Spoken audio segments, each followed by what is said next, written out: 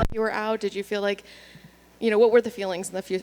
Oh, no, I was never out of the fight. This is not my first rodeo. I've been hit real hard before in past fights. So I definitely know what I'm capable of. I've been here before. It was all about staying composed, staying in motion, and intelligently defending myself. I knew he was going to come out hot. I misjudged. I thought he was going to wrestle a little bit more, and he came out with a flying knee, which landed pretty well. But I definitely know that he's a first-round finisher, and we've never seen him in the second round. So I was trying to take him into that second to see kind of how much grit and heart does he have. Because at the end of the day, I'm the one that has heart. Yeah, I mean, do you feel like, like I said, this performance it shows a lot more than, say, going 3 rounds with somebody. Do you feel like this win feels just a little bit better because you were able to finish it in the first round, and it was so wild? And I mean, I know I'm like a real life Rocky story, and so you can hit me hard and I'll hit you back hard, but I'm looking forward to having more skillful fights, more clean finishes. But man, I love collecting crowd favorite fights. You mentioned that you thought he was going to wrestle a little bit more. Was there anything else that surprised you about him? His creativity. I think I remember him, throwing some flashy kicks and some spinny stuff, and I thought that was pretty cool. Especially, he took the fight in short notice, and he was fighting a guy that was formerly ranked, and so it was probably one of the bigger fights in his career. And for him to come in with that much creativity and enthusiasm is really cool. Do you think that the hype around him is accurate? Like, do you think that maybe even now that you've been in there with him? What is your opinion on that? I mean, judging by my face, it's fairly accurate. But I think he's has a lot of growth to do. I think he has a lot of natural talent, with the finishes that he's had. But we would like to see him kind of grow a little bit more as an experienced athlete and kind of pace himself for the later rounds. But he's definitely extremely skillful. And when do you want to get back in there?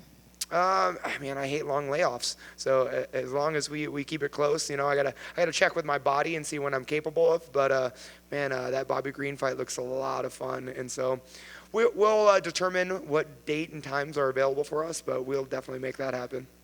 And obviously we can see some injury on your face, but is there any other injuries that maybe, I know your adrenaline's probably still wearing off, but is there anything that you're worried about long term? From this fight? No, not at all. About getting beaten up for a living, and there's always some bumps and bruises you got to get healed up so I can perform at my best. And so with my age, I'm trying to monitor and making sure I come into fights as healthy as possible, because making it to the fight is the hardest part. And I don't like, unfortunately, with people backing out and falling ill, and trying to get to the fight is the hardest part. And I want to make sure that I show up to every fight I agree to. Thank you. This guy's the next big thing. That guy's the next big thing. You're always the guy they put them up against to see how legit they are. Right? Yeah. No. I bring it every single time, and I feel the UFC and the crowd really loves in the way I fight. I take risks. I move forward. I'm, again, a real-life Rocky.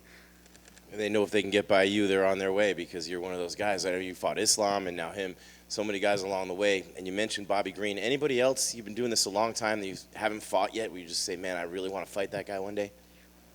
Man, I love fantastic fights. And so guys like, Dustin Poirier, Conor McGregor, like the guys that have theatrical, very fun fights, Donald Cerrone, these are the guys that I want to fight. I want to kind of, I don't want to sneak my way to the rankings and to a title, right? Putting together long win streaks to then get the opportunity. I just want to have bangers and crowd favorites and, for, 1 or 2 fights, and then keep pumping up. Michael Chandler is a good example of that. Just, you go out there, you give it your all, and the crowd loves it. You want some more wars. You want to be hit some more. Yeah, this career has a shelf life. So as long as I'm in it, I'm putting in the glory. Thank you, man. Congrats. Thank you so much. Hey, Drew. What up, bud? What's up, dude? Do you think sparring with Justin Gaichi probably helped with your durability in this fight? I think I've came into this career with durability. I think it was just godsend, and unfortunately other people have proven it. But, man, it's just such a coincidence that Justin Gaichi and I are on the same team, because we have the same mentality and same demeanor and same risk-taking abilities. I'm a huge fan of Justin, and, man, we could start charging money for those sparring rounds. I'd pay for it. So do Was there any extra pressure coming into this fight, maybe that you were fighting for your job? Oh, absolutely. I mean, I was 0-2 last year, and this one, I mean, it could have been potentially 0-3.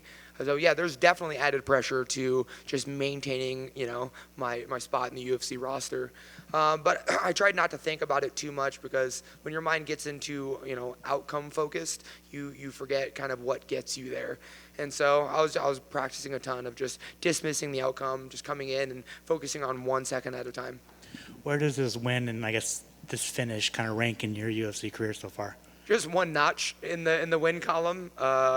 Man, Terrence is really talented, up and comer, but he took the fight in short notice, and yeah, I don't think it's a huge jump. I think it's just more stock on my name, but man, we're ready for more.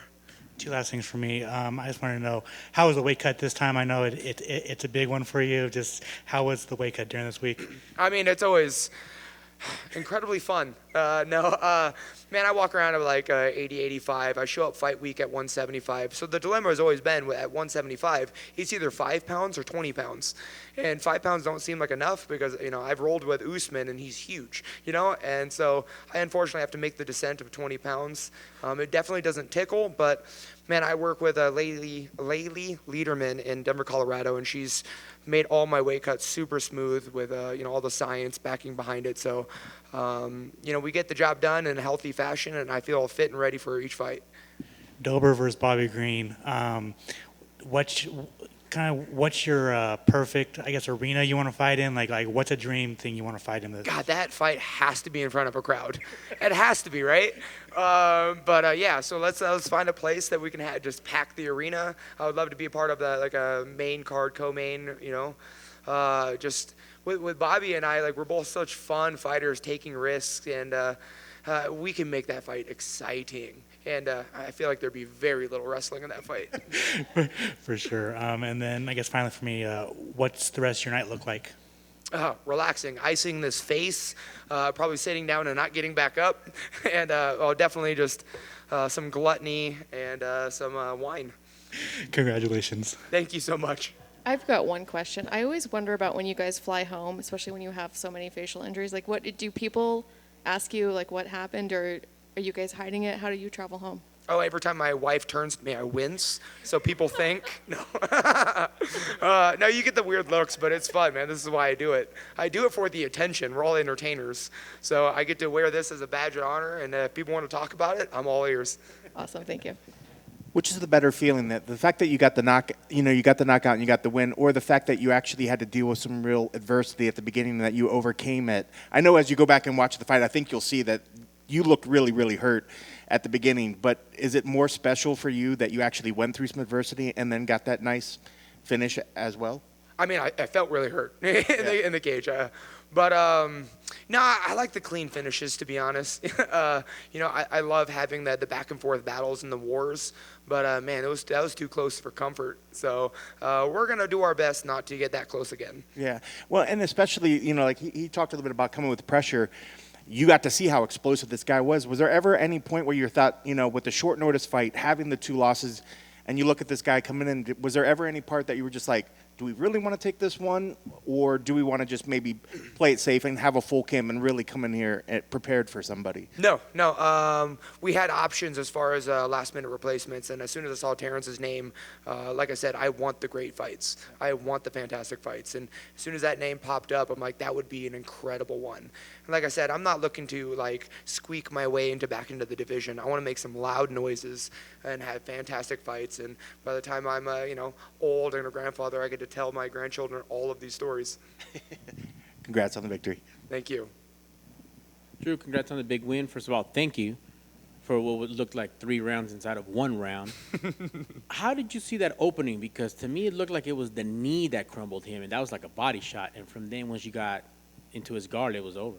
If I could be completely honest, mine was just getting the composure back, and by the time I was able to pull full guard and I felt him fading. And so then I was just kind of trying to make him work, and ideally push him into the second round. But once I got to my feet and I felt his desperation, that's when I knew the fight was mine. And he's a great opener, a first-round finisher. But like I said, I'm extremely durable, and I can take the fight into the later rounds. And you know, that's kind of what the plan was, and we were able to accomplish it, unfortunately with a lot of cosmetic damage. Was the desperation with his shots and with his like spinning back fist and things like this, or what do you mean? Yeah, it's more so like the breathing and the temperament. Like I could just feel, you know, like it's not a relaxed to composed. Like with my fight with Islam, I mean, everything was like strategic. Where with him, it was like he was trying to put me away as fast as possible. And man, the cardiovascular can't keep up with that. Excellent. And lastly, you came out to Montel Jordan. Oh yeah. Well, I mean, I don't have to ask, but why did you come out to that? 90s R&B is my thing.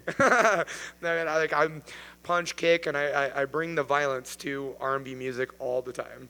And man, I perform my best when I'm in a good mood and I'm dancing. And man, you can't help but dance when you hear that song. Oh no, not at all. Thank you, sir, and congrats on the win. Thank you so much. Beautiful. Thank you so much, guys.